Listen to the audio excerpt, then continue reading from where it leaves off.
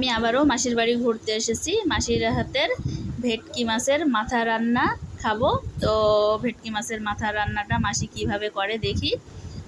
তো লবণ হলুদ মাখিয়ে নিয়ে মাসি ভেটকি মাছের মাথাটা ভাজছে, খুব সুন্দর করে ভেজে নেবে। তো দেখতে থাকুন আপনারা।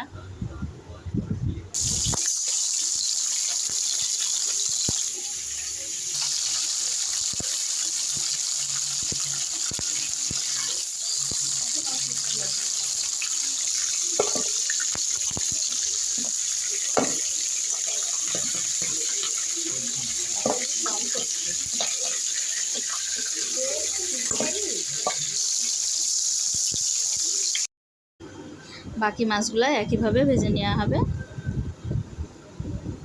তো আমার বাকি মাছগুলো ভাজা হয়ে গেছে। আমি তেলে জিরে ফোড়ন দিয়ে দিয়েছি, আমি না, মাসিমা দিয়েছে।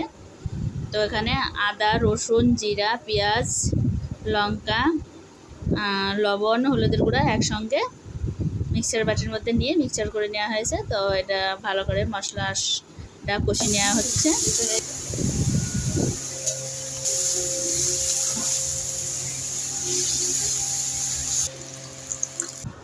মশলাটা ভালো করে কষানো হয়ে গেছে, পরিমাণ মতন জল দেওয়া হচ্ছে।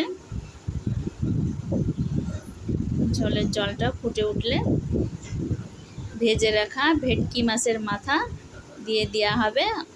এই যে ভেটকি মাছের মাথাটা ঝোলের মধ্যে দেওয়া হলো। বাবা, একদম মাটন, দেখতেই তো খুব সুন্দর লাগছে। তো ভেটকি মাছের মাথাটা হয়ে এসছে। এবার কিছুটা ধনিয়া পাতা ছিটিয়ে দিয়ে নামিয়ে নেওয়া হবে।